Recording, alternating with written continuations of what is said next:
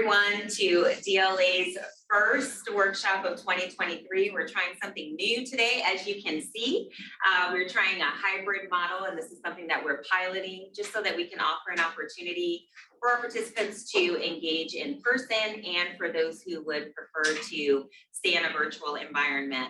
Since I am used to presenting online now, I have to have a script in my hand because I can't look at it on my computer, so forgive me.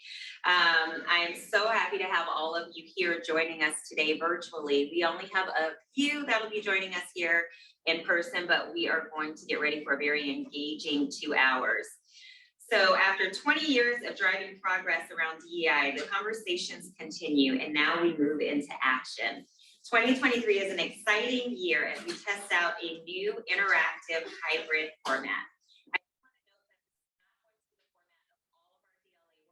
this is not going to be the format of all of our DLA workshops. We are piloting this with this particular workshop.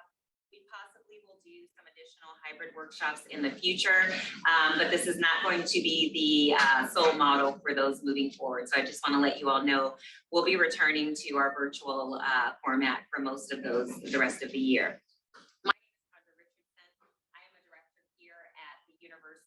Phoenix, also a proud board member with the Diversity Leadership Alliance and the chairperson for Education Committee. Welcome again. At Diversity Leadership Alliance, our goal has always been to provide a forum for diversity and inclusion dialogue, as well as offering learning opportunities to enhance professional development, understanding, promotion, and management of diversity as an essential part of business success. We believe that organizations that understand, recognize, and value diversity can attract and retain top talent, as well as have a competitive advantage in the marketplace. Through these vital monthly workshops, our annual conference, workshops, and youth outreach provide a safe space and platform to have critical conversations that impart change. If you'll forgive me for one moment, I need to grab my clicker here.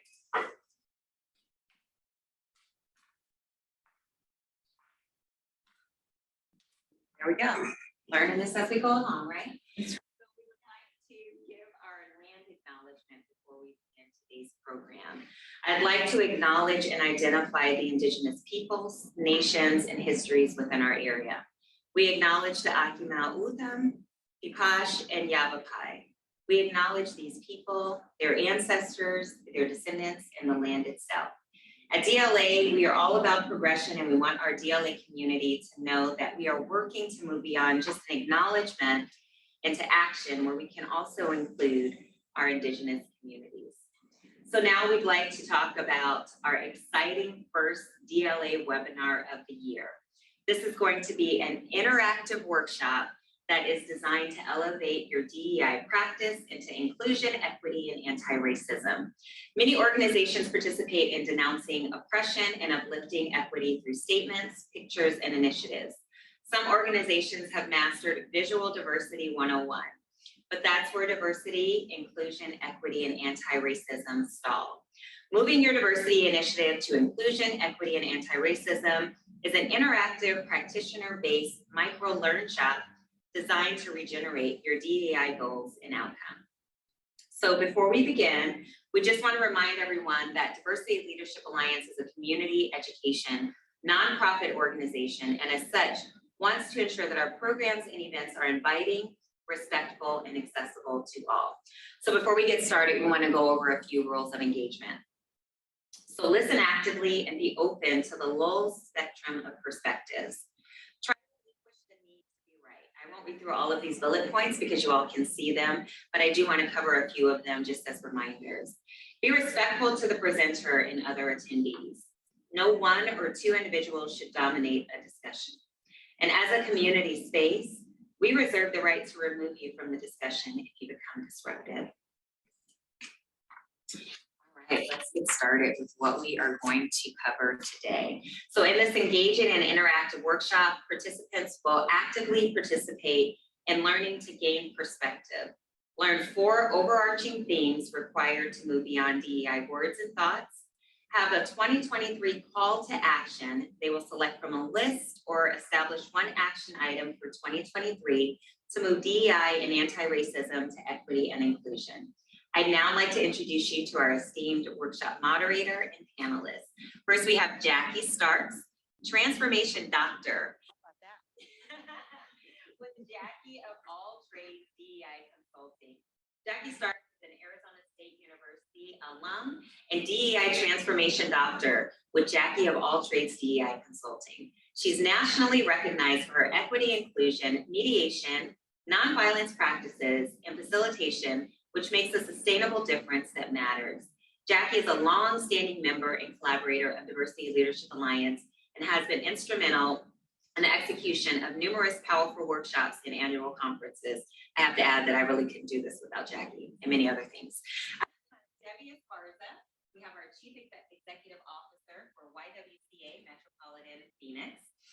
She has a commitment to YWCA's mission to eliminate racism and empower women. This began more than 20 years ago as a donor, volunteer, and national board member. She was thrilled to come full circle when she began her tenure as CEO. She's been an advocate for women, girls, and people of color her whole life. Debbie brings a diverse leadership perspective to this role, with experiences in banking, consulting, entrepreneurship, academia, and 20 years in nonprofit executive leadership. By centering her work on the advancement of marginalized communities and empowerment of women and girls, her viewpoint has always been focused through a lens of race and gender. Debbie Esparza is an amazing, amazing person, and I think you all will be thrilled to hear from her today. We also have Dr. Chandra Kruta, who is a clinical associate professor and associate dean for inclusive design for equity and access.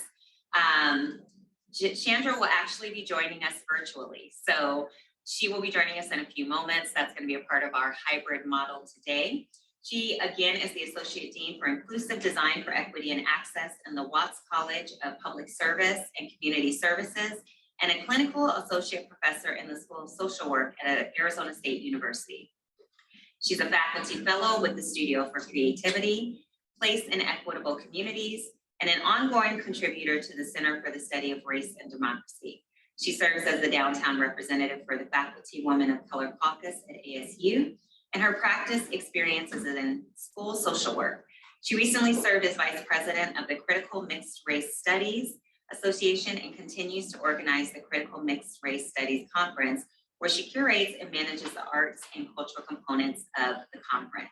I'm going to now turn it over to Jackie to introduce Andre, and then we'll move into our program for today. Thank you so much, Tandra. And I'm going to let Andre introduce himself. So it was a little bit different. We were going to have them, thank you for introducing us. We were going to do it differently, but it takes some pressure off of us this morning. So I will definitely go ahead. Andre, let me have you introduce yourself to the group. And I will say that I really appreciate Andre. We actually begged, borrowed, and got him in just really at the last minute. And he was so gracious and said, yes, I'm in there. Thank you so much. My name is Andre Anderson, and I am the Executive Assistant Police Chief for the City of Tempe. My pronouns are he, his, and him. I've served in law enforcement for 34 years. I was prior commander in the city of Glendale for 28 years, where I served. And I also was the interim police chief in Ferguson, Missouri during a tumultuous time. I served as the executive deputy police chief also in Rochester, New York. And I'm excited to be here to participate as part of this panel. Wonderful. So thank you. Thank you so much, Andre. And with that, we're gonna get to work. So this particular workshop, and it is a workshop, so we're gonna put the people here in person to work. We're gonna put you all to work. What we want to focus on, again, is, as Tandra mentioned, is that so often we look at diversity and it never moves, right? And for those of you who have been around me, you know, I talk about a couple of things. I talk about window dressing diversity, where it all looks good, but when you go inside and knock on the door, it's hollow, there's nothing there. And then I like to talk about that rocking horse diversity, those organizations where they go, look at what I'm doing, and you go, wow, they're moving, but they're not going anywhere. Or you make a small jump and you want a pat on the back. So we're going to talk about how do we get beyond that? And yes, there's people who have mastered diversity 101. Look at us, look how diverse we are, but there's not necessarily the inclusion. So there are many diverse organizations that have not made a commitment to making sure that voices and people are respected and heard, who have not taken action. So I'm always in the big so what, right? So what are you going to do about it? What have you done? So this is why we talk about in this space of being practitioner-based. We want to look at some specific things to move forward. And I framed that in 4 overarching themes that we're going to explore with you today. And we'll go through each one of them and to kind of take you through how they work and what you can do with that. But to get started, I want to right away get you all involved. So let's go right there first. Let's go ahead and get you all connected and involved. I want to back up and also Chandra did a fabulous introduction. And so I won't go over there, but I do want to share my pronouns with you. She, her, hers, and my gender and pronouns. I also go by a boo, and queen. So all of it is good for me. For our visual description, I am wearing a silver jacket. I'm wearing a navy blue dress with silver stripes. I have wavy hair that's shoulder length. So I do want to share that. So I'm going to also ask my panelists when to share with you their pronouns and a visual description for those of you who maybe are visually challenged or blind who can't see what we are. So let me have you all go ahead and do that. Hi, I'm Debbie Esparza. My pronouns are she, her, hers. Today I'm wearing this kind of crazy striped but paisley shirt in gray and white tones, some dark slacks, and some flat loafers. Or no, they have laces today. Flat Oxfords. My hair is salt and pepper, mostly salt. And it's just about below my ears, and I wear glasses in order to see you with, my dear. Wonderful, thank you. Well, thank you. I think I mentioned You did share. part of my pronouns in the beginning opening, so I'll go with the description of me. Obviously, I'm Yes. wearing a blue suit here, and I like to have hair, but fortunately I don't. Can I describe myself as having hair? I don't know if I can. Let's not do that. Let's not do that. Perhaps. I do wear glasses, obviously, and because I need to see, not for fashion, and that's the description of me, quite frankly. Thank you. So as I take you through that, that's part of that overarching number 1 that we talk about, right? Overarching number 1 when we're moving diversity to equity inclusion is who am I and who are you? How do we recognize and respect one another? So part of that visual description and sharing, and I will often get a question, how do I find out what pronouns someone want to use? Well, are you sharing the pronouns that you're comfortable with and the gender pronouns, right? So part of that overarching number 1 is how are we respecting, how do we understand ourselves and how are we respecting others? How are we going deeper than the surface? So what we're going to do now to get you all to work, to get you all involved, for my people here as well as on Zoom, we're going to put you in groups of 3. And what you're going to do in those groups of 3 is you're going to introduce yourself to the people in your room. And what you're going to share with them your name, share your pronouns and gender pronouns. I also want you to share the racialized group that you identify with, and one other thing about you that you are comfortable sharing with others. Let me go over that again. You're going to share your name. You're going to share your gender pronouns and pronouns. So you all hear me say pronouns and gender pronouns. Let me go ahead and explain that a little bit. My gender pronouns is when I say I go by she, her, right? But also I have other pronouns. When I say to you that I also go by boo and queen, those are pronouns, they're not gender pronouns, right? And some people have those as well. So again, you're going to share that. You're going to share the racialized group that you identify with, and one thing about you that other people don't know that you're comfortable sharing. You're going to only have about 4 minutes in your breakout groups to have those conversations with one another, and then we're going to come back together. You know what? I need to back up. Let me back up a little bit. Is Chandra online? Chandra, are you online? Not yet. Not yet. Okay, let me know when Dr. Krupa is online, because I do want to give her an opportunity to fold her in the panel and have her introduce herself. Thanks, Saray. All right. So your instructions, are you clear? So Ray is going to split you all up in Zoom into those groups, and my groups are going to work right here. And again, we're going to come back together in 4 minutes. Good? All right, let's go. Let's break off and get to work. You all do with each other. Okay. Share your gender I The didn't share racialized my race too. group, and another thing about you that people are put there. So you all go ahead and do that.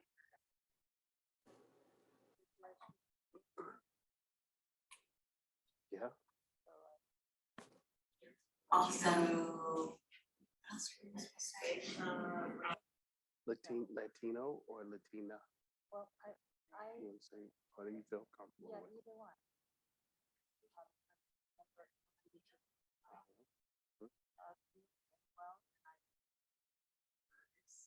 Latino is good? Okay. But All I right. feel like Okay.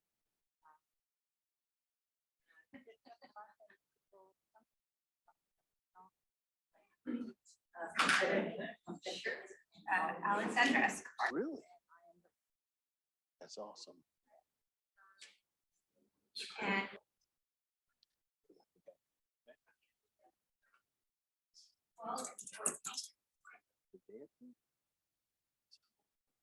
I'm a first generation college. Of course it's Chris. Of course. Okay.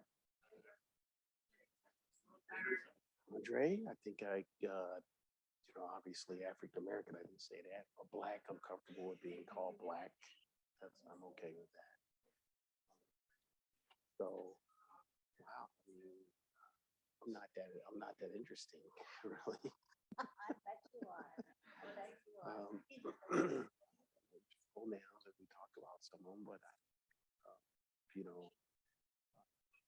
I think what people don't know about me. I was a professional boxer before I was a police officer.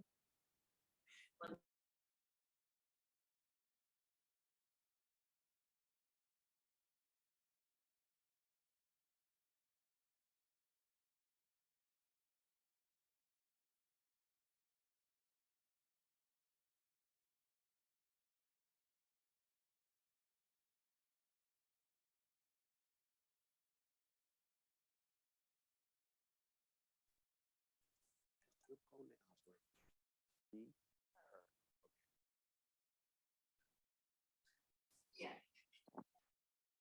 When our Zoom audience is back, we'll get rolling. Okay.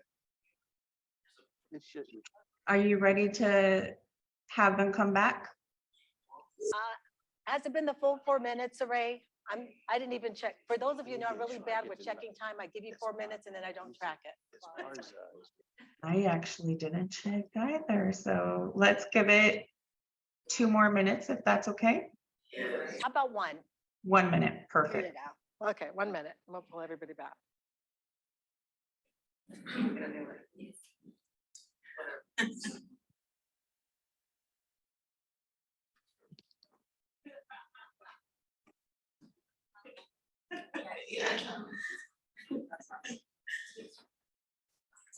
I think like that. I'm taking time for that. Oh, Yeah, that's me. So, that's fine. Oh, yeah. Yeah, and if we end early, we end early.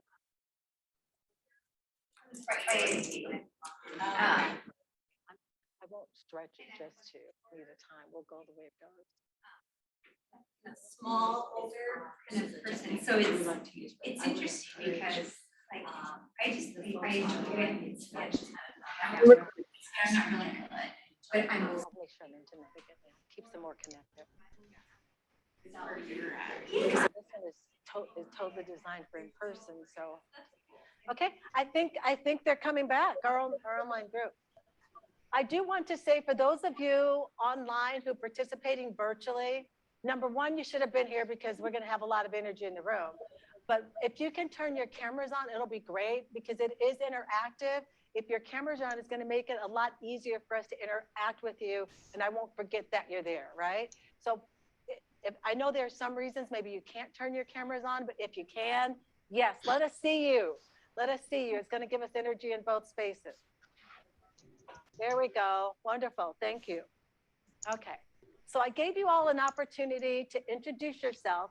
You're going to go back into rooms again. You're not going to go back into rooms with the same people. And for those of you here, you're not going to interact with the same people. You're going to go find other people. There's Grayson, there's other people in the room.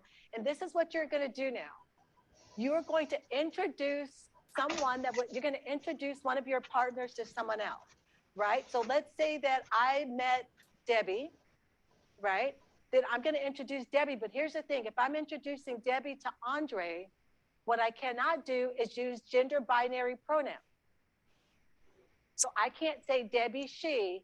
I could say, Andre, I met Debbie. Debbie identifies as, they like to, right? So let's say that you make a mistake, then you correct each other. Let me have Debbie and Andre demonstrate. Andre, introduce Debbie to the group, and please do not use gender binary pronouns as you introduce her to this group. Perfect. So let me introduce you to Debbie Esparza. Let me tell you some things about Debbie. Debbie is a lead competitive dancer. She's Mexican American. On the Competitive dancer. And then you said what? She We're not saying she. You can't use she. Okay, try it again. Try it again. Yeah, I got it. Thank you. Debbie is a lead competitive dancer, and Debbie takes the lead when Debbie dances. Debbie is Mexican American. Proud of what? Debbie. Good. The microphone is going out for the Zoom audience. Perhaps if you can move a little bit towards where Jackie is, I think that may be better. How's this? Is this better? Perfect. Thank Do you need you. him to start over, or did you all catch most of that? Now keep going, keep going. So I'm the example of what you shouldn't do. So I'm introducing Debbie Esparza. Debbie is known, or at least she would like At for us to know. What? At least who? You said she. Go back again. Yes. Debbie Esparza. Debbie is a competitive dancer. And Debbie takes the lead in competitive dancing. What's important for us to know about Debbie, Debbie is also proud of the heritage that Debbie brought to our attention, which she again, right? Which is Mexican American. Thank you. Let's give it That was up. tough. That was tough. So you can't use gender binary pronouns. You can use they, you can use zer, you can use non-pronouns, you can use neutral, but we're going to stay away from the binary. And you see how I just gave a gentle what? And we go, so this, when you go back in your triads, that's what you're going to do with one another. Debbie, let's have you go ahead and practice. And I think, is it better if you might have to come over here, Saray said. Can you hear me, Saray? Yes. Okay, go Okay. for it. I'd like to introduce you to Andre, a Black African-American individual with quite an extensive background in the police force and police safety. An interesting thing to know about Andre is that at one point in their life, they were a professional boxer. So I love the fact that we have a dancer and a boxer here on the panel. Yes.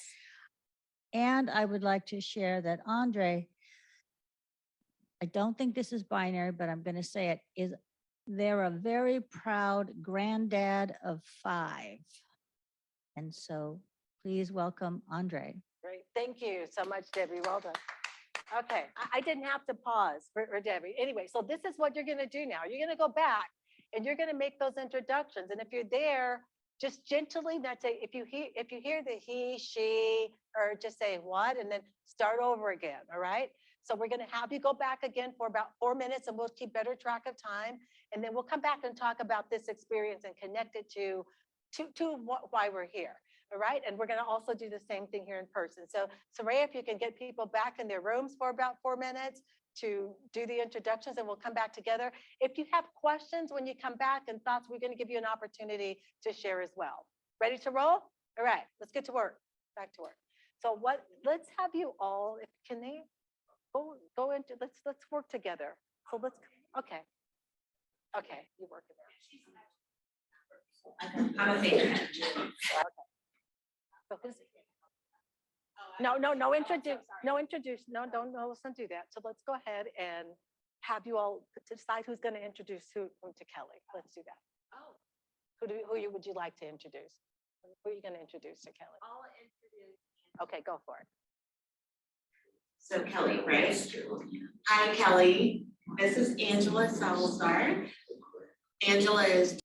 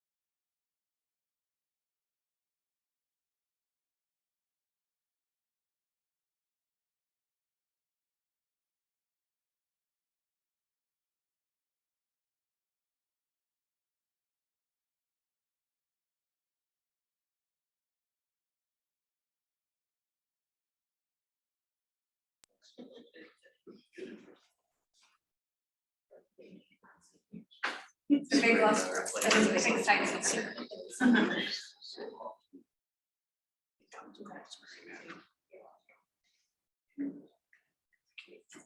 I already knew, so I processed. Yeah, I'll process Would you understand your question? Breakout room should be coming back now. All right, are there, you all are popping in, you're popping in like the Muppets, keep coming. And don't forget to unmute your cameras because we want to see you and connect with you. Definitely. Okay, so we want to talk about, oh, no, everybody's not back yet, sorry. Or would you like to accept the invite? It usually takes like 25 seconds once it's initiated. All right, welcome back, welcome back. So we want to talk about this experience and what this was like. So I'm going to go to those of you who are here. You had some thoughts about that. Talk to me about this experience. Angela, what was this like for you? It was tough. Personally speaking, just in the household that I grew up with, you know, pronouns non-existent. You know, you talk about pronouns and they're gonna look at you like, what are you talking about? So our vocabulary was just she, her, very, or my background is Hispanic, so it's very male, female, no in between. So you know, our language is exactly that, she, her, him, you know, we don't know anything else. And so to start changing that, hard habit to break. Okay, so let's pause on that. If you heard Angela, to start changing that is a hard habit to break. Let's connect that to that overarching goal number one. That first goal in moving your diversity to equity and inclusion is understanding yourself and connecting with who you serve. Who do I really serve? Why? Or what do I really serve? And if we're not going deep with others, you're not getting there. You're right, you're serving them based on what you think is going to work, which is not going to move you forward because it's probably not what they need. So we have to get into uncomfortable places.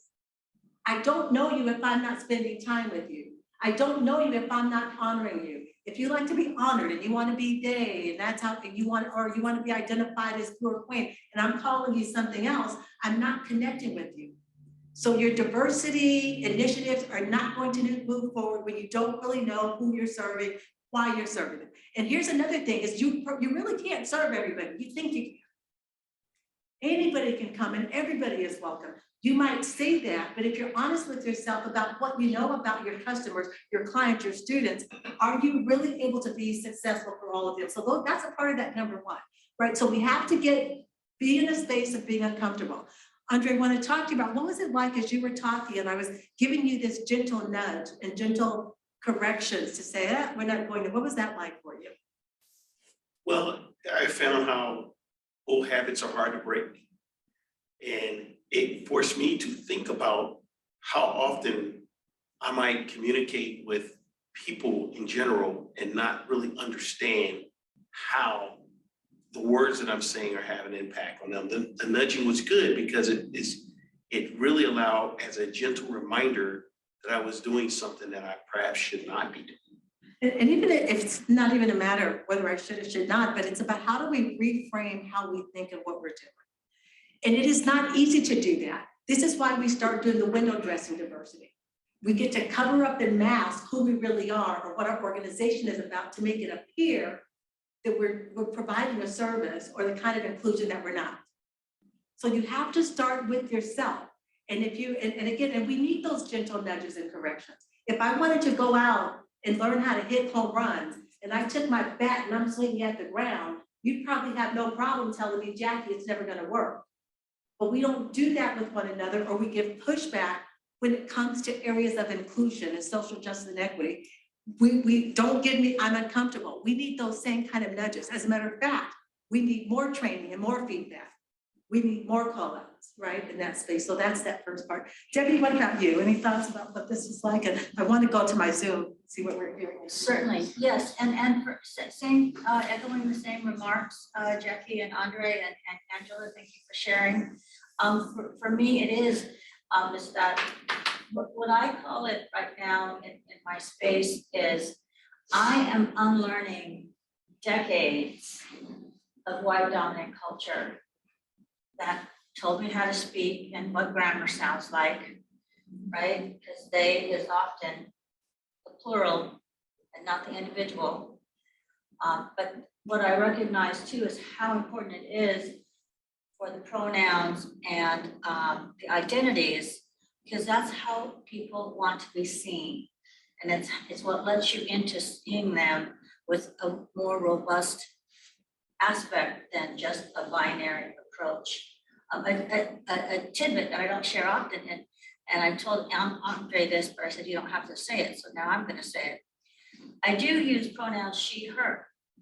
I express in men's clothing most of the time. This is a man's shirt and men's slacks. We talked earlier, they have better pockets. And so that's one of the reasons.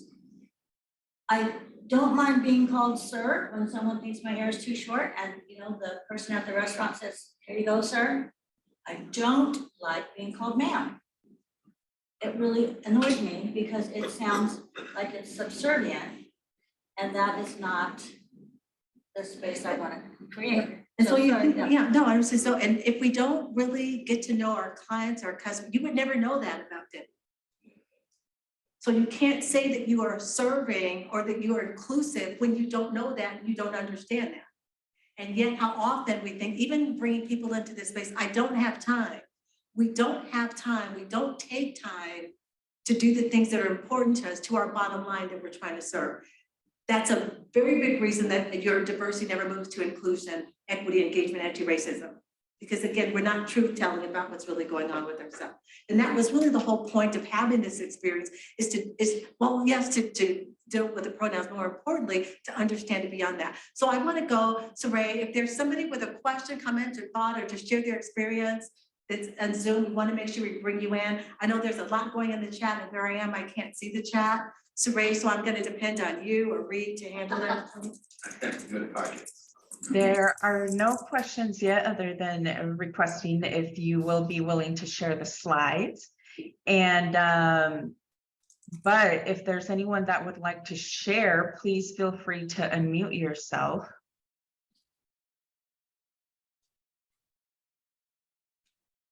And I give you 10 seconds.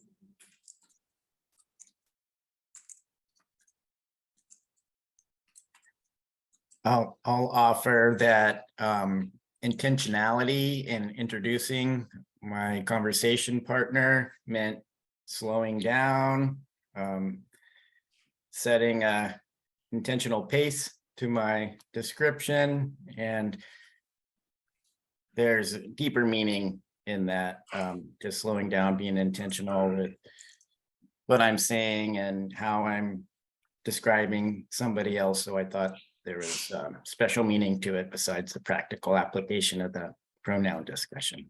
Right, and that's so important, again, as we're grappling with who we know, who we serve, why, you do have to take a step back, right? Because our own assumptions are gonna first drive who we think we're serving, right? So we take that step back. Thank you all so much. So that's our number one. Who are we serving? Why? Sometimes it's what?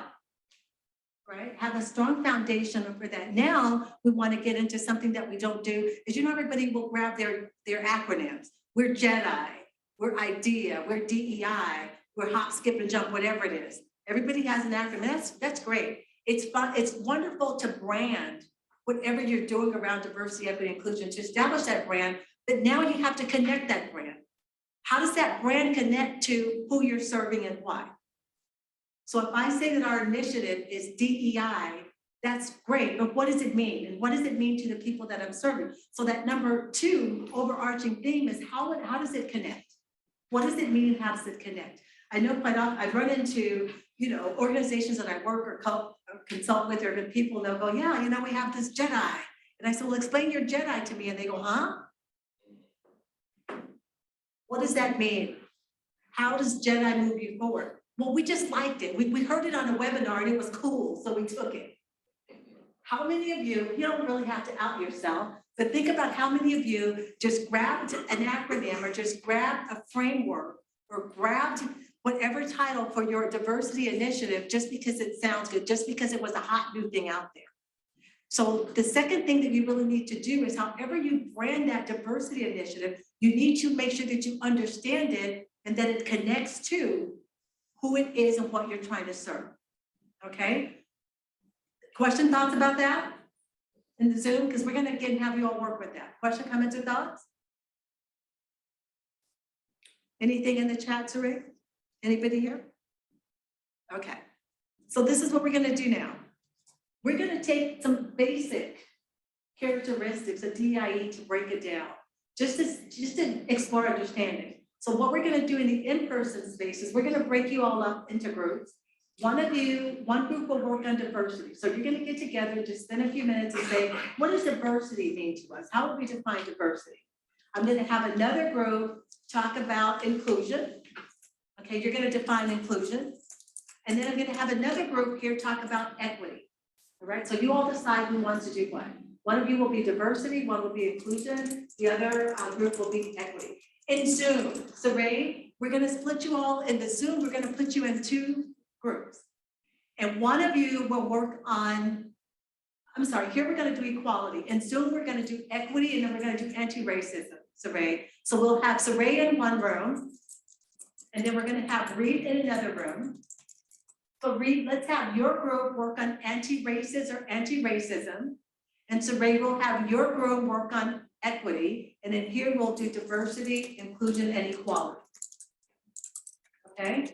Select the spokesperson. Saray and Reed will have you be the spokesperson for the Zoom room. And then we're gonna come back together and see what you came up with. Again, we're gonna give you about 3 minutes just because of time, and we'll give you, no, let me give you all about 5 minutes, because it's gonna take some time. So you can have 5 minutes working in your spaces, and then we'll come back together and have you report out of what you came up with and how you define these particular terms and how they connect for you.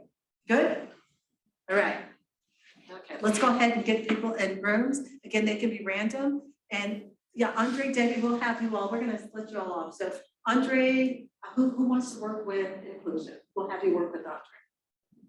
Oh, there you go. Equality.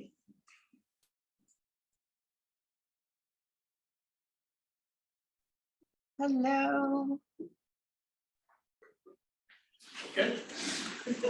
Want me to come over there? Oh, I'll come over. Okay, okay.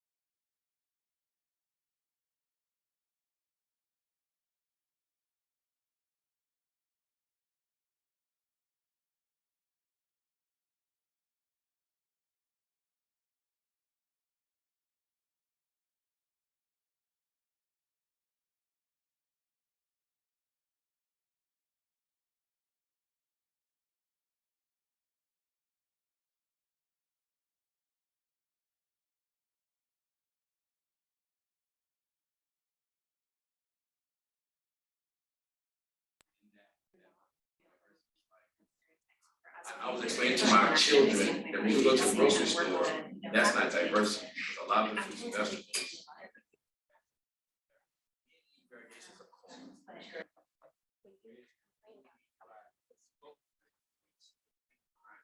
That's not.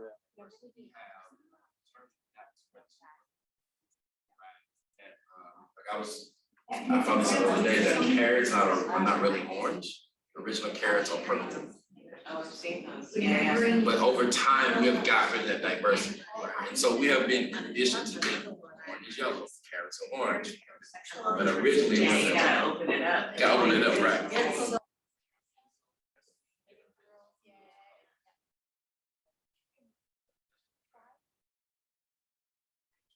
I just think about it in that way. So I tell my children, what you said, you listen to is probably a small Do you have a percentage significant other, like just being what's gender? actually in the world, what used to be when it comes to. Go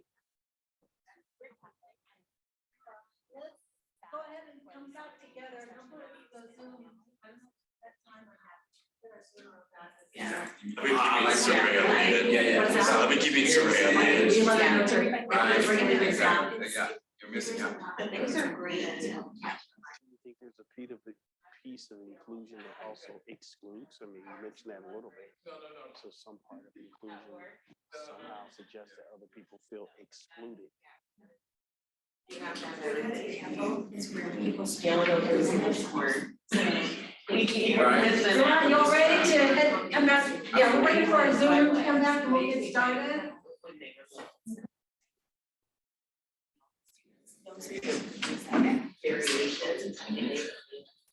Who would like to report out between you two? Yeah, I like, you know.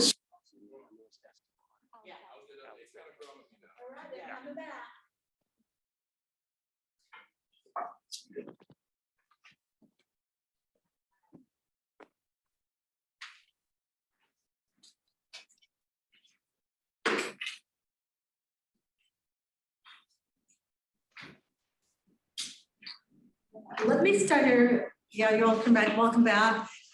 I know you all told us that the microphones were cutting out. We tried to make some adjustments. Can you hear me okay? Is it clear? Good? Got some thumbs up. Okay, Andre, do a test. Oh, keep it on. Just Keep it off. keep it off and see if they can hear Okay, you. test. Say a few more things. Test. Andre, Thumbs can up. you hear me? Thumbs up. Perfect. Is that good? Debbie, go ahead. Hi, it's Debbie here. Can you hear me? You want that on? Oh, maybe not. Take the microphone off. We're gonna try with all the microphones off. Now just talk. Hi, it's Debbie. Welcome. Can you get, Yeah, Do you want thumbs us up. to test too? what is that? Do you want us to test? Just up here, they couldn't hear. I think we were cutting in and out. I think we're good now. Okay. Remember we said this is experiential, hybrid learning. This is the first one, so bear with us on that. We thank you for that. Yeah, okay. Let's go to our group here and we have to work on defining diversity. So who's your spokesperson? Oh, we didn't have a spokesperson, but Andre, I loved your coral reef idea though. Okay. All right, all right. We're gonna let Andre talk. All right, so we were discussing diversity and she asked me, what do I think of diversity? And I said, when I think of diversity, I think of the coral reef and the diversity of species. And I like that example because it shows balance in their sustainability, right? Everything plays a role. If you remove one species, it kind of falls apart. You bring in an invasive species, it kind of falls apart. So in my education classes, I teach my students that diversity is about prosperity and sustainability. And so to understand that your job as an educator is to bring peace and stability in the classroom through inclusion, through equity, that's what diversity actually is. It's celebrating and trying to find peace and stability for everyone to have a safe environment for them to learn. Okay, Andre, thank you so much for sharing that. So if you all are out there listening and you're going, oh, that was fabulous, I should have recorded that, I want to take that for my organization, don't do that. Because part of it, and that's what we do, is say that for Andre, this is the way it works for him working in his class teaching. This is going to be the foundation of who he serves in his organization, in his space. What you need to do is figure out how that works for who you serve. Absolutely. Right? Yeah.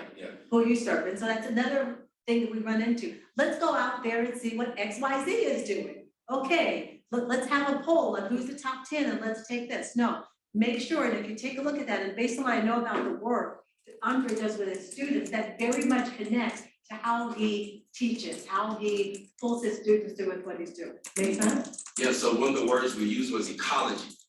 So each one of my classrooms has a different ecology. It's not the same, right? So I may have more of this particular identity than this identity.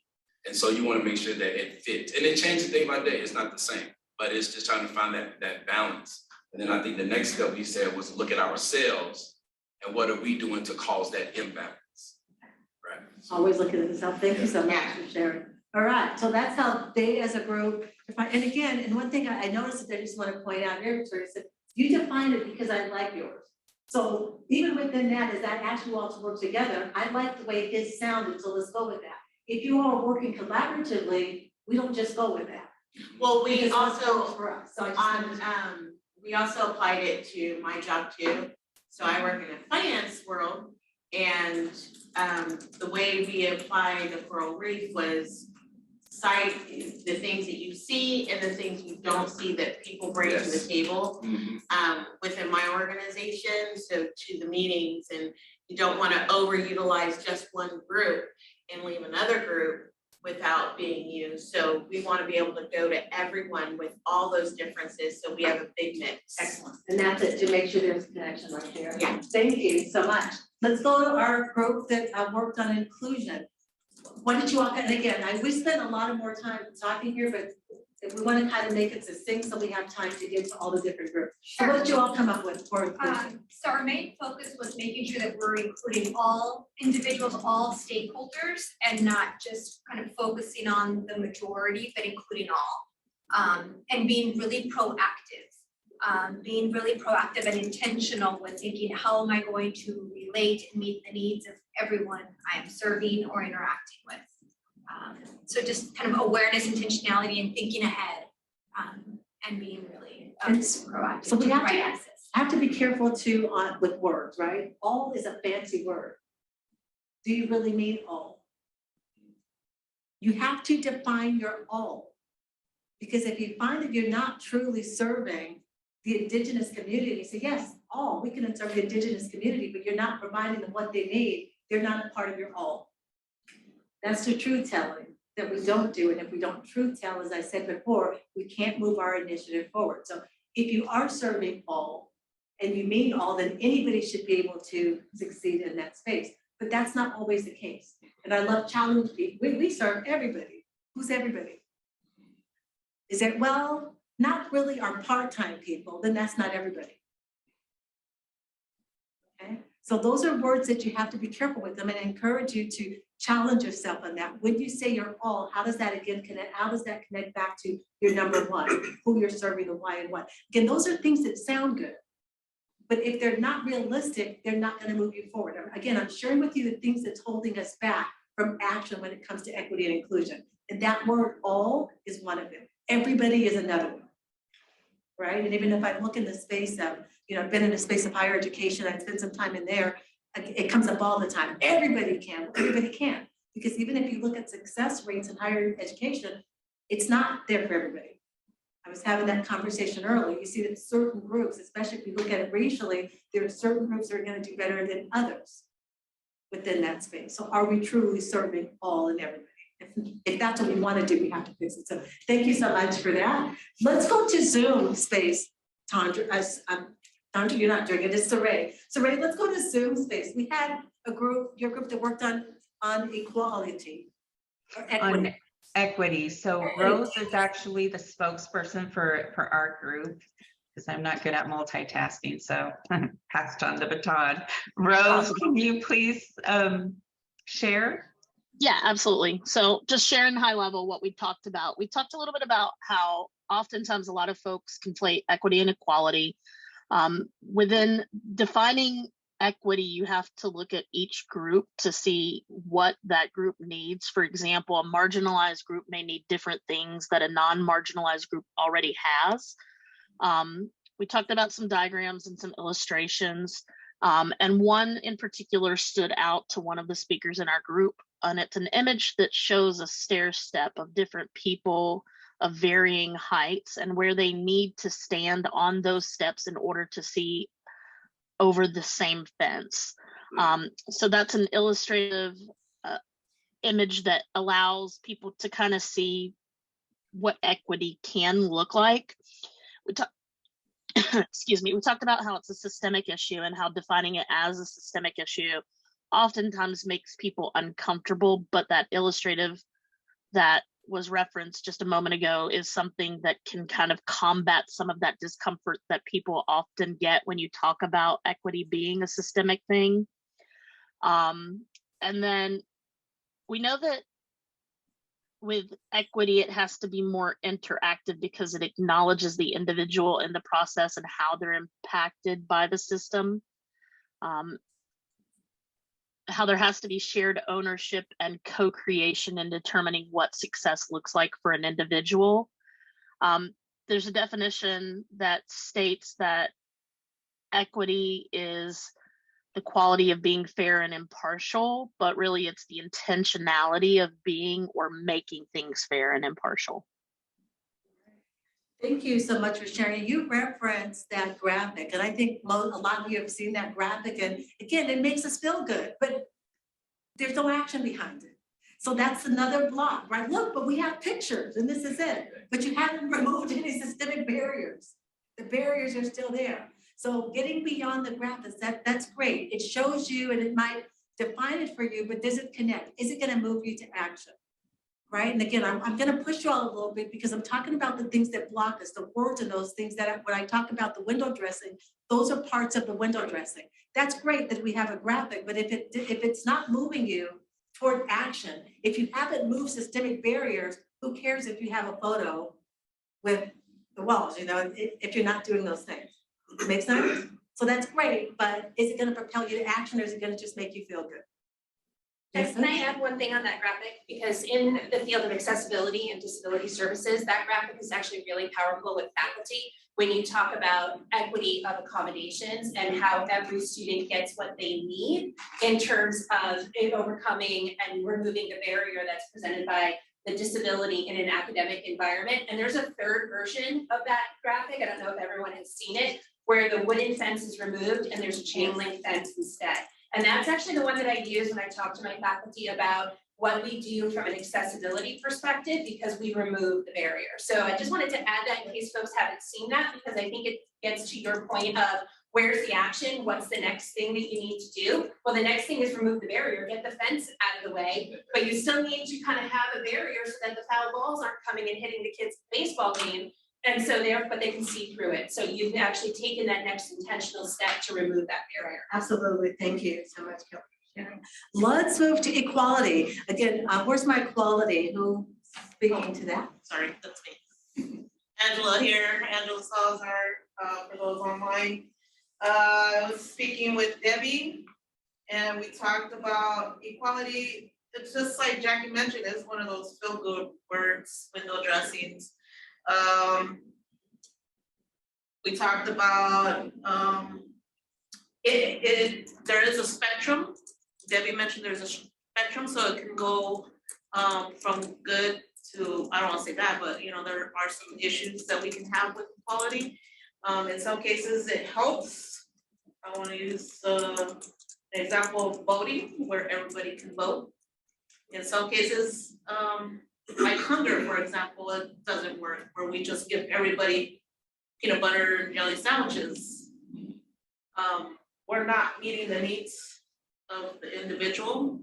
And it is like a one size fits all. And we also use that image of the boxes. So giving everybody the same box is not helpful to each individual in some cases. Thank you so much, Angela. And we want to go back to Reed. You all were looking at anti-racism, anti-racist. So we can have you share out. Absolutely. Good morning. We had a great discussion that started with, you know, is it better to be anti or pro, like anti-war or pro-peace? And that kind of dovetailed into, well, what's more aspirational, versus which is more real in our society. And some of the discussion centered on, well, there's systemic racism, it's baked into our structures, and we need to call it out for what it is and work against that and work to rebuild or modify those structures. And, you know, there was discussion about Dr. King talking about, you know, a day when we can judge people by the content of their character instead of their skin color, but that's an aspirational goal. And there's a day-to-day fight that we need to be aware of, and that certain people are fighting each and every day, and others are not, based on privilege and structures and how those systemic racism elements are baked into everything we do. So that's where the discussion led. And by design, Jackie, we didn't land on a nice definition, but we talked a lot about how there's an aspirational way to look at being, you know, pro everyone, or you know, inclusive. And then the day-to-day, the nitty-gritty is we have to call racism for what it is and be anti that to fight it. Thank you. So again, as you all were having these conversations, you didn't really land on a definition, right? Because it's not the easiest thing to do, but you do want to be more intentional about how you define that and how it connects to what it is you're trying to achieve. So these conversations are important. This is so another snag that happens when you're trying to move to equity and inclusion is you just throw any definition up there and not anything that you can live by, because it takes time. If you're spending 5 minutes and you look, we've already nailed our Jedi, I'm going to guarantee I can come in there and pick it apart, because it takes time. And these kind of conversations that you're having must happen first so that you can pull all those different visions together, then be able to go back and connect it to you are to come up with whatever that solid definition is. Does that make sense? It takes time. Again, and when I have someone come to me and they say, we want to spend some time doing this, they map out what they want to do. And I said, yeah, it's going to take us about 12 hours. And they're going, well, we have 1 hour. Then we're never going to get there. Then you have your window dressing. So you have to be able to invest the time in that. So what we're going to do right now is we're going to have our panelists here. Did Chandra ever get on? I know she's probably caught up. There was a lot going at ASU, so maybe she wasn't able to make it. Chandra, Saray, did she ever get on? She is not online right now. Okay, then we'll go ahead and have Debbie and Andrew. But what we want them to talk about is how they define their diversity, the framework for their diversity initiative. So if they have acronyms, whatever that is, and how they got there and how it connects to who they serve, right? So let's go ahead, Andrew, let's go ahead and have you go first, and we'll have Debbie. So, you know, I want to speak, I mean, obviously there's a number of different ways in which we really define diversity. And one of the things that I wanted to mention as we talked about diversity and we talked about equality, for me in law enforcement, I think about, you know, a case Plessy versus Ferguson, which created separate but equal. And if you know a little bit about that case, you know that the design was to create equality, but in fact, it did not create equality, it actually created separation. And so, you know, from the diversity lens, obviously there's many different thought processes in terms of how we see diversity. I know for the city of Tempe, diversity is tied into a shared vision that is built around a superior customer service, which sounds a little bit different for diversity, right? It is grounded on our values. And those values deal a great deal with respect.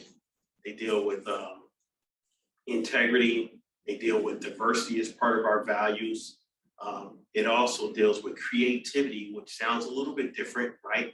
But we do utilize creativity with respect to how we come up with ways that we create more inclusion. And also our values are centered around inclusion. And so those are different ways to look at diversity because quite frankly, it's broad, but it allows for the employees to come together as an inclusive group to synergize the way the city moves intentionally to create opportunities and access for everyone to the best of our ability to gain access to opportunities within the city. And that's critical for the police department because there is a marginalized community that does not have access. And so giving us the ability to create that diversity of thought, which is not only gender, obviously it's race, it's obviously, a number of different demographics and things that we look at in order to see or find what we feel diversity represents and to go about the business of doing it. Thank you. Andre, so a couple of things that you mentioned. So City of Tempe, it's around that D&I plans.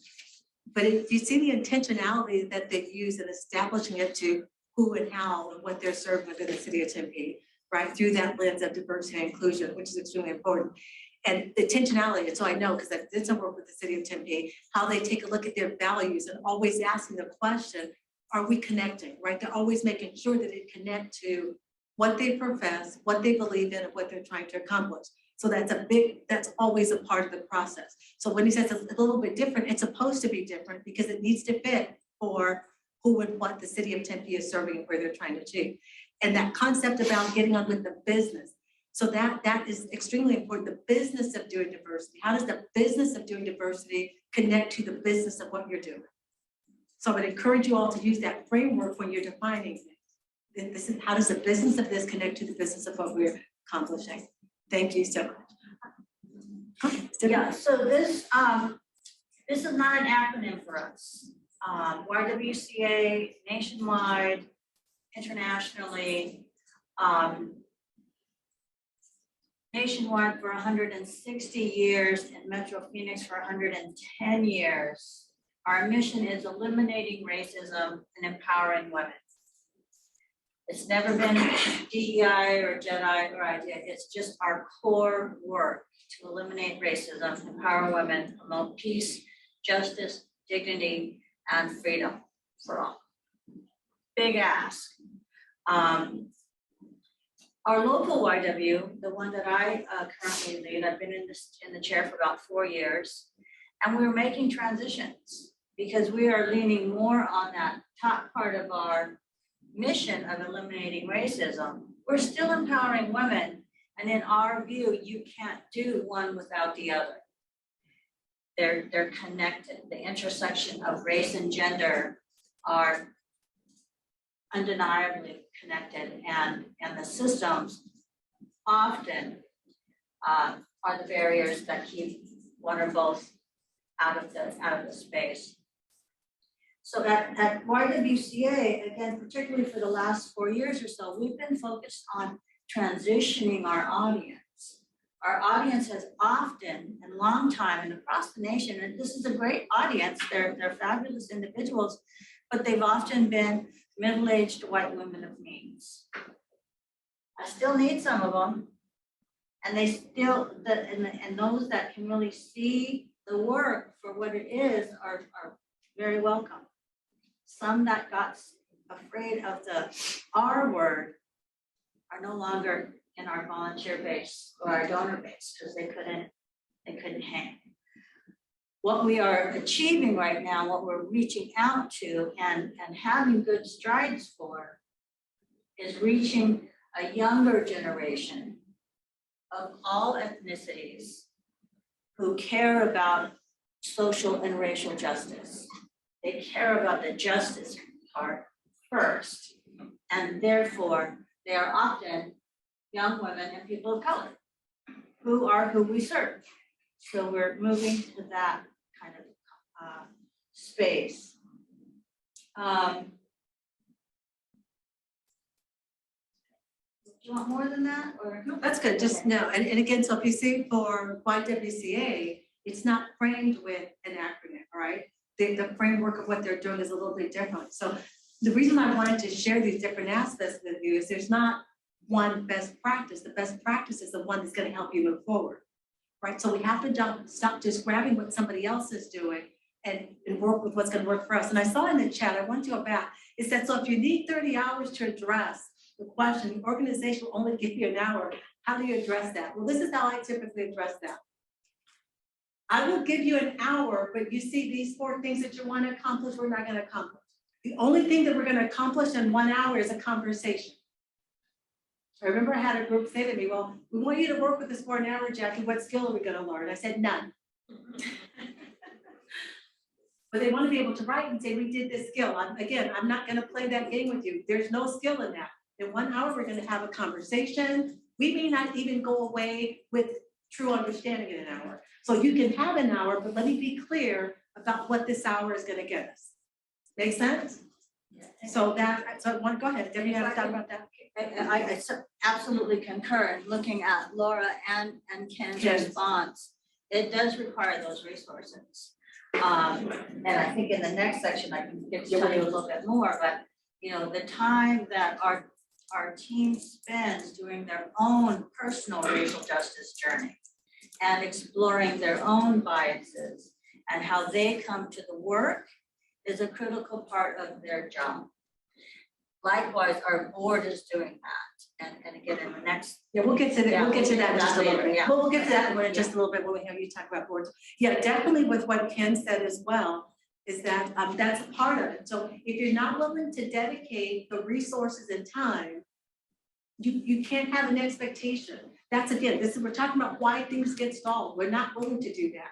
We have these big aspirations about who we want to serve and where we want to go and barriers we want to move, but we're not putting the people, the time.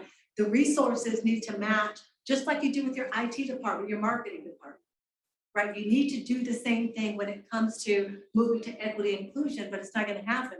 So Ken, I'm real big on truth telling, the whole truth and nothing but the truth, right? And I'm okay with telling somebody, we're not going to get there with this. It is not going to happen, right? Can I add something, Jake? Yes. You know, this is an interesting thought process because I know with the city of Tempe, and we'll talk about how do we get there. And so I know in the law enforcement capacity, we want something tangible. And so it's not tangible, right? A lot of this is philosophical. It's the way it permeates the way you think about how you do things. But I do agree with what we're saying is because one concept that we know is that if we take anyone's checkbook and I look at it, I'm going to tell you what's important. I'll know if you like fishing, I'll know what you like. So in the city of Tempe, what we found is important is putting dollars to what we believe is critical. Adding a chief diversity office, putting our dollars into the people we hire, adequate resources, people, and then aligning their mindset, not the tangible thoughts about inclusion and diversity, but aligning the mindset in order to cultivate a change. And I think that's some of the things that we're talking about. Absolutely, thank you. So just for those of you who are in the Zoom space, if you are involved with an organization and you have a particular framework that guides your DEI initiative, if you want to just put it in the Zoom. I know, like I said, JEDI is so right now, every place I go and they'll say JEDI work as if everybody's using that same acronym, right? So if you could just in the chat, let us know what that framework acronym, what that is for you. If you can put a few things and we'll see. You might have something different. I know some people do DEE, all sorts of things. Let us know, put it in the chat. Let's see what you come up with. DEI. DEI, here, does anybody use DEI? And it didn't matter as long as it fits. Again, when you're just grabbing what somebody else is doing, that is a problem. And that's what does not move things forward. So what do we have over there, Teresa? Any movement in the chat? Oh, there we go. There we go. Cedar. That's a new idea. one. That's a new one. But I love that when I see that because whatever it is, again, hopefully when you pick Cedar or whatever it is, it's gonna help move you forward and not just this cool thing. So yeah, take a look at what others put in the chat and be really intentional about that. So let's move on to our third overarching thing. And this is when we move, and this is about now that we have whatever our foundation is. So we know who we're serving, why and what. We're doing work on ourselves. We have our framework about whatever that is, whether it's, as Debbie said, it's just in this mission, or whether it's an acronym that you put together. We understand that connection. Now we have to move further. We have to connect to the business of doing business, right? That is how do we now connect to the mission. If your diversity, equity, inclusion is not connected to your values, your mission, your goals, and it is not connected to money, you're not going to move forward. And Andre mentioned that. Where's the line item budget for that, right? So that connection, how many of you have actually analyzed and taken a look at your DEI foundation and said, this is where I see it in my mission. This is where it fits in our values. This is where we have it in our goals. If you have not done that, you're missing a very important part, because again, this is how we connected DEI to the business that we do, right? To the business of doing business. So we want to explore that a little bit. And I'm gonna have, and Debbie's gonna talk about through the lens of YWCA, how they've done that and why that is important. Is again, connecting it to your business of doing business. Debbie, go ahead and speak to us. Thank you. about And in the process of telling you or sharing with you some of these ideas, I'm also gonna say, I'll tell you where the landmines were, right? Because this is a bumpy road. It's not a nice, smooth road. I'm gonna start with mission, vision, values. Again, as I shared, this is the mission of our organization. Our values have always been supporting women and people of color, particularly in public policy spaces, direct services spaces, and in learning and training spaces. In our organization, the one that I run here locally, we, as one of our direct services, we do a Meals on Wheels type program. And I've got frontline workers, which are different than our admin staff, right? Hate that we call it the admin versus the kitchen team, right? We're all one team, but the kitchen team, frontline workers see their role primarily as making the meals and getting them out. We're working hard for them to see the reason why we provide the meals service is because there's a system challenge. It's the system of food insecurity and the system of how we treat elders in our country. That's why the need for this direct service is upon us. We do that very well, but helping everyone to understand why we do it is an ongoing process.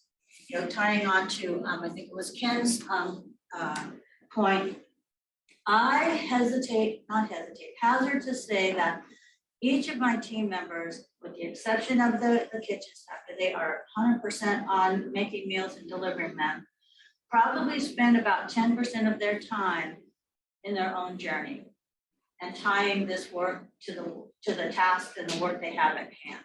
So you talk about an investment, 10% of our salary line, you know, going to, it's not a separate DEI line. It's allocating the time for that person to not feel guilty about taking that journey, and then bringing back those questions to the organization. We did our goals this year. Everyone does goals. Everyone knows the SMART acronym. SMART, specific, measurable, actionable. I used the R, resources, timeline. Well, we added IE. We make SMARTY goals. Smarty goals. Where we talk about the intention and the equity. And so what are we trying to accomplish with these goals? And that stopped us in our track for a minute, because we can zoom on goals, but if we realize that what we're trying to do is going to cause harm or leave some people out, then we have to rethink what it is we want to do and how we do it. And that causes disruption, my friends. It disruption in the team, disruption in the community, and in the volunteers, you know, in our ecosystem, because it's different than before. Why aren't we just moving forward like we always do? And this is taking too long. And well, we're being more intentional and more thoughtful and asking more people to inform our decisions. We have a program, an initiative that we're running right now, a systems change initiative, mostly on the west side, working with older adults and LGBTQ youth between 18 and 24, focusing on what are the barriers to access to health, particularly mental health, for those two groups. And we're not just reading things and making generalizations. We're having about 20, I think there's scheduled 20 to 25 listening sessions throughout that community on the west side to listen to folks that are impacted by the stigma, the challenges, and the barriers in these systems. And we're trying to get to what is called the ground truth. And that ground truth then can come back up to how we develop, where other people can develop programs, right? And how we can make recommendations for policy change, systems change, environmental change. So this is a big lift for us. And I'm so excited that it's happening, but we really have an understanding that the ground truth is critical, or else we're just gonna keep doing what people have done, right? Shake it up. Yeah. The last thing I'll share, and again, that's a bit of disruption, because folks want it to be nice, and particularly the folks in charge of systems and that work well in the systems don't want us to try to change them. So there's some disruption there. The other thing I'll say about outcomes and infrastructure, we've made a special intention as well. A lot of this is about intention, right? There's the window dressing, but unless you're moving toward it, there's no change. But we've shifted on many of our vendors, not all of them, I have to share, but we're still working, to locally owned, women-owned, or BIPOC-owned vendors. And it makes a world of difference in our events and in our service and our engagement with the folks that are partnering with us to do our work. So that was an important action that we did. The last thing I'm going to share is the culture document that I share with new team members. And Angela, you'll get to read this soon. It includes concepts like cooperation and collaboration and respect and self-management, right? We hold things here. We don't oversee them and direct them. We hold them and try to hold them up. And lastly, because I'm in the seat right now, one of my key culture guidelines is fun and joy. Yes. Because this work is heavy, and there's a lot of it. I know I'm sending out a text or email to my team. We're all around the county this weekend. It's MLK weekend. We're all hands on deck, all feet in the ground. And I said, y'all need to schedule time off next week, right? We can't sustain this. We're humans. And so that comes in with some of the fun and the joy and the self-care. So I think. Thank you, Debbie. So I know everybody's out there, but I want to go work for Debbie. You have a job.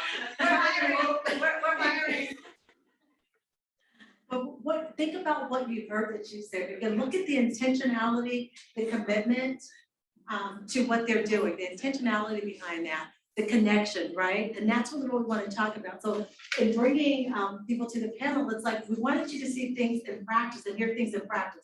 Not the theory behind it, but this is what we're actually doing. So sometimes sometimes everybody don't fit in what we're doing.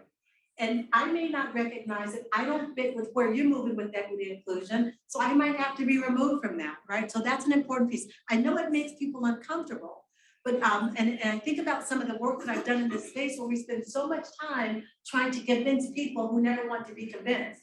And they're taking up 90% of our time and we're not moving forward, right? So that she talked about that piece. And I think that's extremely important for you all to remember as you're moving forward. Again, look at, think about the intentionality of each of the pockets that she talked about, what they're doing and connecting it to mission. But yeah, we're serving food, but it's bigger than that. We're addressing systemic things that are out here. So it shows their bottom line. And she talked about what we call getting to the root cause. It's an uncomfortable place to be, but if you can't tell the truth, I call it the truth telling, and you can't get to the root cause and the real truth and bring it to the surface to deal with, it's not going to go away because you cover it up. It's going to come back, and it's going to keep coming back to smack you in the face. So it's better to dig it out. It's going to be uncomfortable. It's going to hurt a little bit, but you pull it out. And the other thing that I heard her talk about that I think you all really need to really focus on is asking yourself the question, is that if I am comfortable in benefiting from where I am, what is my incentive for doing something else? Right? And that's that growth within myself, because if you're in charge and you're the executive officer, you whatever, and you are not compelled and you can't see how it's going to benefit someone, or the fact that if I'm benefiting and I'm comfortable here, it's going to be difficult to move forward. You'll keep coming up with excuses. So thank you for sharing that. So as we, so Ray, let me go to any question, even here, question, comments, or thoughts from anyone. Let me bring you all in if you have questions, comments, and thoughts before we move on. Jackie, RJ shared some details about the Southwest Center in the chat. I don't know if we want to call it out, but it sounds pretty fantastic here. Yeah, go ahead and share that. I'll read it for you, Debbie, so you don't hurt your. you. The Southwest Center primarily serves, and this is now I'm learning with the additions to the LGBTQ plus community. So 2SLGBTQIA binary and non-binary community members. We recently integrated DEI into our mission, vision, and value statements. We've committed ourselves to creating a strategic plan that will incorporate these values goals into every facet of our service delivery. That commitment means we meet every month for 2 hours for the next 1 to 2 years to plan, implement, and evaluate our progress. We needed buy-in from admin, staff, and clients, and we're able to support that, able to obtain that support so that ultimately we start to see health equity for all of our consumers. Love it. Yeah. Thank you, RJ. You all need to select it, copy it, Yeah. and roadmap it, especially if you're here because you want to move things forward, right? And now, again, I can't emphasize the time and the intentionality.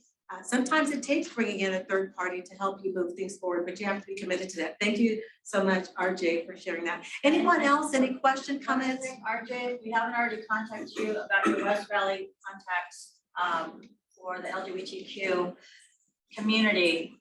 Please catch up with me and I'll connect you with our team. Excellent. Anybody here, question, comments, or thoughts? I want to look over you. That's why you're here, you know? Let's go. I would love if they could tell us the new additions to the acronym. That would be fantastic. The LGBTQ plus. Do you want the acronyms that from our The 2S, like.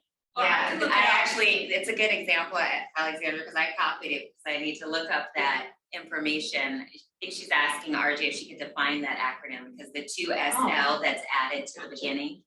And I don't know if you can hear me, if you can add that, RJ, if not, I'll look it up and try to get that before we end. Yeah, RJ will, well, if you would do that, that'll be great. So, because I think they want you to kind of find out the acronyms and what they all mean. So that'll be great if you could put that in there for us. Thank you so much. Spirit is the 2S. True Spirit. Excellent. Just a reflection, that whole uncomfortable piece is really critical because my personal experience, a lot of DEI workshops or talks, it is, we've seen this graphic and we watched this thing and we reflect on it, but there's no real truth stories, like ground truth, like she was mentioning, because nobody feels comfortable sharing or maybe withhold a lot because of fear of being targeted by their organization. So if you're in that DEI space, finding a way for creating that environment where people are not afraid to speak, I think is part of that action initiative in those workshops. Yeah, and Angela, that's so important. And I hear that a lot. We want to create a safe space. We want a brave space. And it takes, again, so what does it take to really create a brave? First of all, most organizations don't have that, right? We typically create a space of shutdown. So, and we use terms like politically correct and things like that kind of shut down conversation. So that's a part of it. So we know we need to have that, but like sometimes you can't do it within the organization. You have to start outside and find a safe place for people outside and then rebuild your culture. Again, in order to create a brave or a safe space, sometimes, which again, what I find with organizations is sometimes you have to gut a lot of stuff and they're not willing to do that. Or if I say to us, even with the United States, if we really want to impact, to get to a place of anti-racism, we have to rewrite the Constitution. My Constitution. It wasn't designed. I know some people have different things. It was designed for a certain point in time. And if you say it was forward thinking, yes, it was. It was forward thinking and saying, and we're never going to end the enslavement of people for this many years to make sure it's so solidified and it grounded in our system that we'll never have to let it go. That's what our Constitution did, but if we're afraid to talk about that.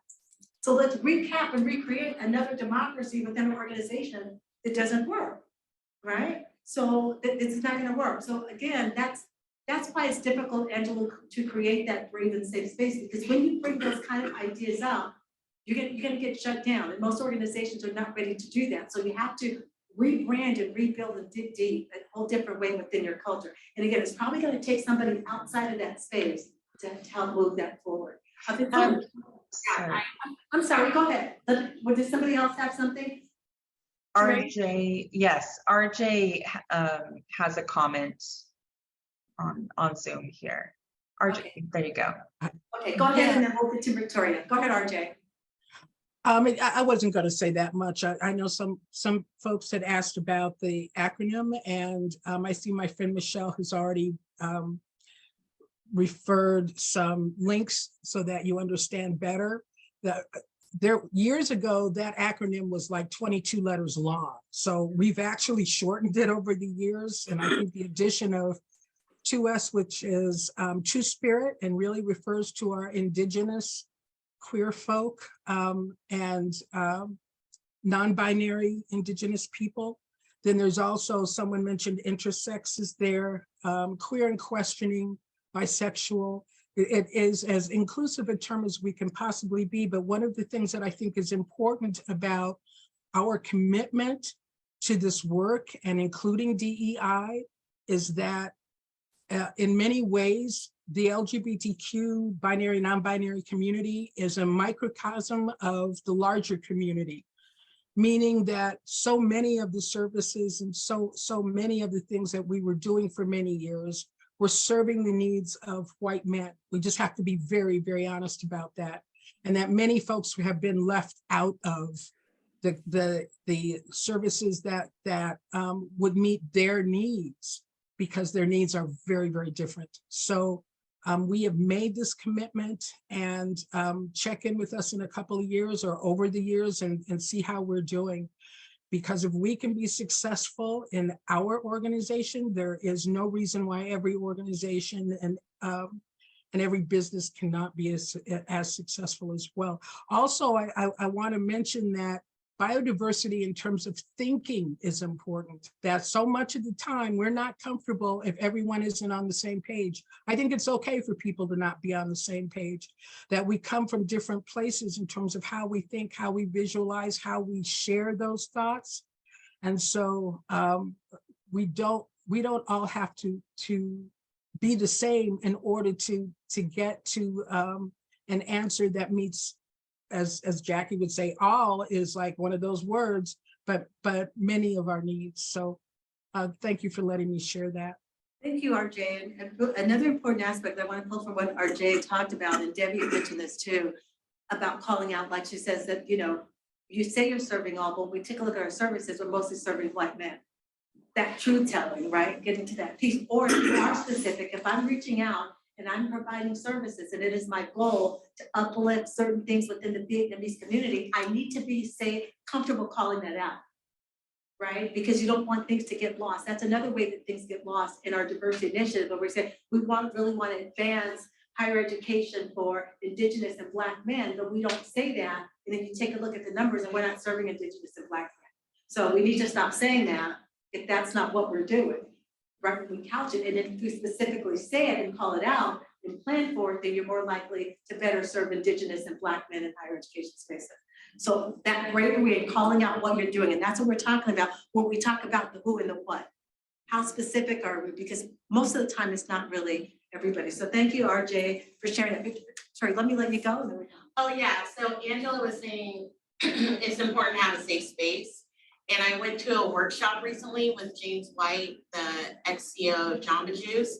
And he was saying it's really important to start from the top and work your way down.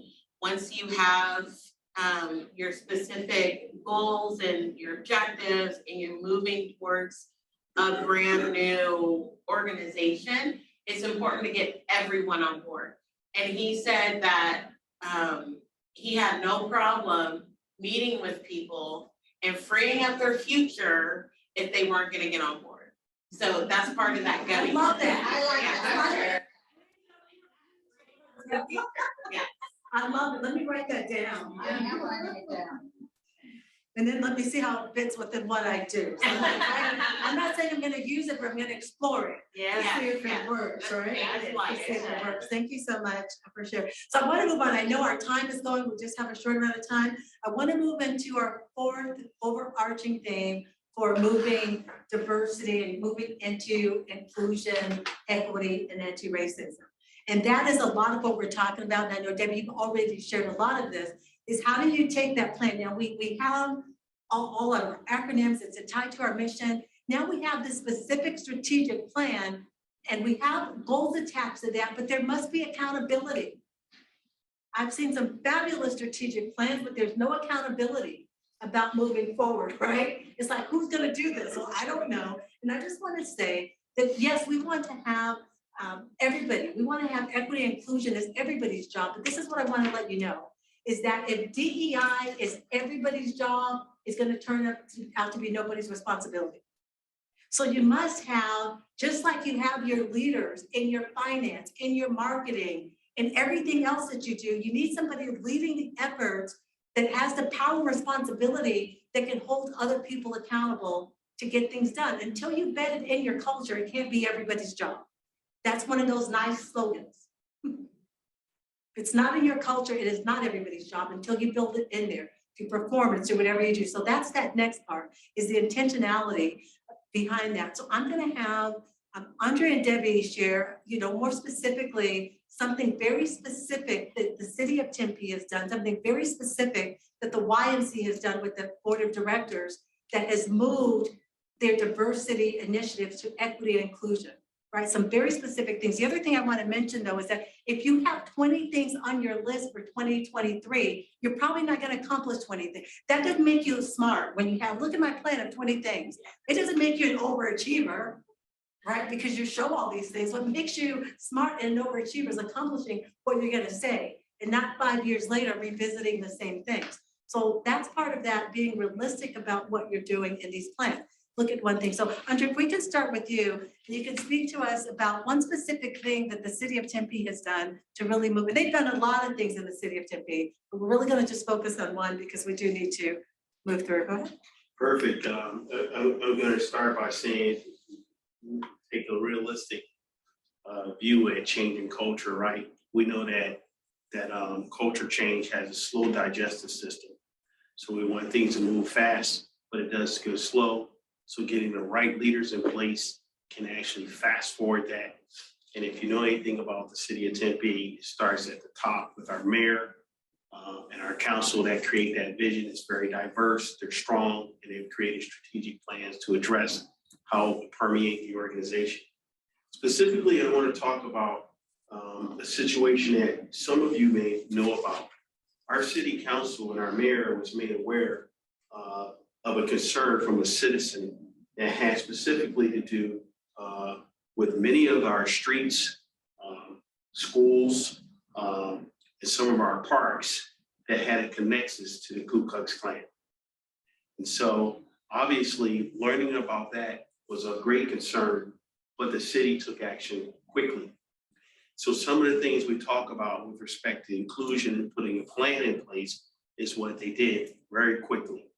Our city manager put together a team of about 15 different organizations or groups throughout the city and outside the city to actually create an ad hoc group committee to take a look at what transpired in order to dive into whether or not it was true.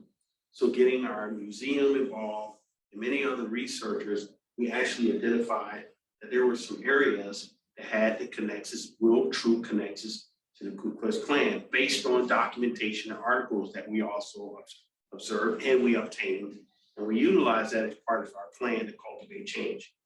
We found out that Laird Street, both east and west, Hudson Lane, Hudson Drive, Hudson Park, Hudson Elementary, Reading Park, and Gillard Middle School. Those names had direct connections to members that were associated with the Ku Klux Klan. We also found that in Tempe, just like in other cities, during our research, it's a sundown city, and that when this took place many years ago, we had members of the Ku Klux Klan that were part of city government, mayor, part of the school boards, things of that nature. And that was a fact, a reality. So we put together a group, many groups, to start taking a critical look at how we can cultivate that change. And in doing that, we created a series of meetings in order to rename these streets and locations with respect to what we know has been harmful to our community. And quite frankly, it's had a detrimental impact historically on Black people, but everybody. So where we are today is that, first of all, identifying the areas.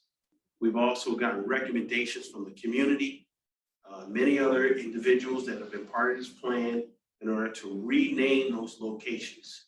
We have names that people have provided to us. And so we're in the process of setting in place a change for the names of those specific areas. And I think that'll allow for us to celebrate the change with respect to what transpired in the past, but also create a new beginning for where the city is going. And that requires a great deal of accountability. It requires bringing people together, and it does create some forced cohesion, which means that you have to force cohesion throughout the organization for people to see the reality of that. So I want to end by saying that that's what the city is doing, but I also want to remind us about forced cohesion because we're talking a lot about accountability.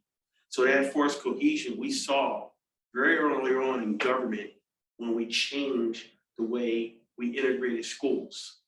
We had the government involved in that. Now I know there's challenges with respect to where the government is going, but the government is a large word, right? But there are people that work for the government that actually started to make those changes. And when those changes occurred, we can see the fruit of that forced cohesion over time, because now in the city of Tempe, you see people that would not have been in government or leadership positions, would not be police chiefs like our police chief, Jeff Glover, who is African-American, would not be in our area, which we have Latina deputy city manager, a Black deputy city manager, an Asian city manager. We have a Black female council member. We have a gay female council member, openly gay. We have a Native American city council member, and we just have a diverse view of people that are representing the organization. But what's critical about that is that it's not just about what you represent or your color, it's about what you really are doing. Do you really mean that you're about the business of changing diversity? And this is just one example. We're changing and allowing for inclusion. This is just one example of what the city is doing. Thank you. Yeah. We have 5 minutes. What do you mean we have 5 minutes? Okay. Not my fault we started late. Thank you. Sorry. Yeah, we're gonna go. So Debbie, you're gonna have about 1 minute, but before we go there, I just have to really kind of speak to kind of what you heard right there. Not to reiterate everything that Andre said, but again, I want you to think about that, about where they are, where they went, and moving forward. But more importantly, I want you to think about Andre being here. This is also a way that the city of Tempe embeds equity and inclusion and moves it forward. They could have had the city, and I actually reached out to the city manager and assistant, and the fact that those leaders took a step back to say, this is the person. As opposed, they could have said, well, hey, it's me. This is the person who needs to go out there to represent, who can connect. That is also a way that they implement in the city of Tempe, moving forward equity and inclusion. So Debbie, you have about 1 minute. What YWCA, board of directors, this, we don't always see a lot of movement with their boards. Yeah, Quickly so tell us. the board has shifted quite a bit again, under my tenure or with my tenure. We've actually changed our bylaws to require co-leadership and requiring that one of those leaders be a person of color. And that is part of our way of shifting the power structure that has existed on our board, where it was frequently one white woman in charge, and then that was how it was organized. So really expanding that with our board, and I'll leave it with that. I mean, the board also a commitment in their bylaws and in their board commitment, they have to also be on their own racial justice journey so that they have their own personal commitment to the movement and the change. Great, thank you so much, Maria. Do you want to talk about one thing that she mentioned, and you'll have to be careful of this, that said, oh, we need to have a non-white person be a part of this. But then you find the one that's just in sync with the group think with what's happening, right? So when you're bringing somebody in from different communities, you have to make sure they can represent the community. You don't just bring in a Black person because there's a Black face, but they have no idea of what the African-American community on any level is experiencing. And a lot of times I see boards and other people do that just to say, look, we have one. That's not moving it forward, okay? So we're gonna get rolling. So let me just recap our 4 overarching things, and then we're gonna share with you like our top 10 plus things that you can also do, you need to keep in mind. We want you to select one thing that you can take on today that you will work on through 2023. And we're probably gonna come back in December of 2023 with you all to say, what did you select? What did you do? How has it made a difference? So overarching things really quickly. Number 1 is that you need to know who you're serving, the why and the what. You need to be very clear about that. You need to go on your own journey, really dig deep into who you are. Number 2 is that you need to set a solid foundation. Don't just grab any acronym. Make sure there's a connection in whatever your DEI framework is to who, why, and what you're serving. Make sure there's a connection. Then you take that and connect it to your mission, vision, value, finances. Establish the goal. Number 4, establish your strategic plan with accountability, giving people power to move things forward. Don't take on too much. So those are 4 things, if you implement, you will move forward. Here are our top 10 plus things that you can do. You all have yours? You ready to have them all? Saray, what are the first 2? Saray. Give me 1 second. Establish a role and budget for a senior DEI leader and department. If the responsibility to lead diversity, inclusion, and equity is everybody's job, it will end up being nobody's responsibility. That's the first one. The second one is know who you are serving versus who you are. You may not have the capacity to be everything to all customers and employees. You need the capacity and power to get to equity and inclusion. Thank you. Thank you, Saray. Debbie. I don't have the other 10. Oh, okay, I'll do yours, Debbie, just so we can move on. Debbie said, model desired behaviors and philosophies, lead by example. Actively seek out opportunities to build shared knowledge, understanding, and relationships. Support and promote opportunities for your employees. Also, you want to demonstrate the courage to be challenged by diverse views, right? Have a goal to learn and to seek understanding for shared meaning. Practice being comfortable, being uncomfortable. That means get outside of your comfort zone. Go put yourself in places that you've never been before. Go to a neighborhood that challenges you. Read. Establish the characteristics and acronyms that speak to who you serve and what you want to accomplish with inclusion, or the end game. And then push beyond historical norms. History is what you were doing last year that didn't work. Andre, do you have yours? Yeah. I didn't have 10, but I did have. Yep, you too. So I'll go ahead, just so we're rolling through. So here, I'm gonna give you Andre's, just so we're moving through here. Solidify accountability and strategy for inclusion. Connect inclusion to your vision, mission, value, goals, and finances. We talked about that. EDI and anti-racism must be woven into all systems within your institution to be truly transformative. You have to call it out. Tandra. Tandra. Have an inclusion vision with actionable goals and call out specifics. For example, if you need to increase the retention and care for Black and Indigenous men, say it, show it, and plan to make it happen. If you need, trying to balance too many things here. If you need to build the trust of employees with disabilities, say, show it, and plan to make it happen. and meet people where they are. Diversity to equity, inclusion, and anti-racism is a journey. Really quick, I also shared a document that has all of these in the chat. So if you would like to pull that, you can save them as well. Yeah, pull that up because those are the things we want you to pull from. And then lastly, what I just want to share with you is really work to eliminate slogans and language that's problematic, like all and everybody and everything. Eliminate it if it's just a slogan and it doesn't mean anything. I'm also going to also encourage you all to stop using the term minority. What does that mean? Right? And I'm going to also tell you, if you have like a chief fill in the blank, you might want to have a senior leader. You might want to have executive leader because that term, these are just examples. It implies to certain groups. It becomes very problematic. So start to explore that and you have to listen to others. So communicate, communicate, communicate.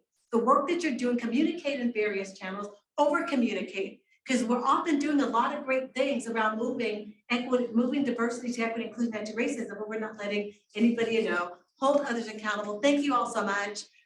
Please join me and thank my panel, Andre, Debbie. I'm sorry that Chandra couldn't make it. I'm sure she was really busy. Thank you all for being here. Thank you in Zoom, Tandra, Saray, Reed. Appreciate you. For those of you in Zoom, why don't you unmute and give it up?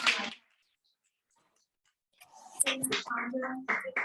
Oh, go ahead, Debbie. I just wanted, if you need to reach me in the YWCA, it's Debbie@ywcaaz.org. And please follow us on YWCA-AZ, all those channels. And just, we don't put titles on our name badges anymore because of that. Everyone's a leader. Thank you. Well, thank you. The work that we do here at DLA would not be possible without the important contributions from our volunteers, many of whom are in the room today. 3 whole volunteers. These actually are 3 members of our education committee, so thank you so much for showing up today. I also want to make sure that I thank our sponsors and my fellow board of director members. I want to give some recognition to a few key people who are responsible for today's program. A huge thank you goes out to our executive director, Joanna Deshay, who couldn't be here with us today. She's actually on vacation. We're going to force her to disconnect. So I've been checking. She better not be on this workshop. She should be on the beach somewhere. Our amazing DLA board of directors for their continued guidance and leadership of the organization over the past 20 years. Also, a huge thank you to our DLA education committee who are responsible for planning the monthly workshops. Hats off to our amazing Platinum technology team here at the University of Phoenix. To Grayson, if you can advance the slides, this isn't working. Special call out to Grayson, who's in the room with us and leads that team. He has been awesome. He always steps in to help us out. So we're extremely grateful for that. We want to shout out a huge thank you to all of our esteemed sponsors. Special thank you to Mayo Clinic and the Tegna Foundation, Channel 10, for supporting our monthly workshops. If you're interested in supporting DLA throughout the year, please consider joining the education committee. To learn more and share your interests, please access the link in the chat and complete the form to be included in our 2023 planning sessions. You can also reach out to me directly. Again, another special thank you to our panelists and for Jackie Starks. We are humbled and grateful for your contribution. Thank you all for your patience with us today as we piloted this hybrid model. I think we have some really good kind of action items of what worked and what didn't work. And we'll try to make sure that we implement those when and if we do this again. Thank you for joining us today and have a great rest of your day. Good day, everyone. Bye-bye.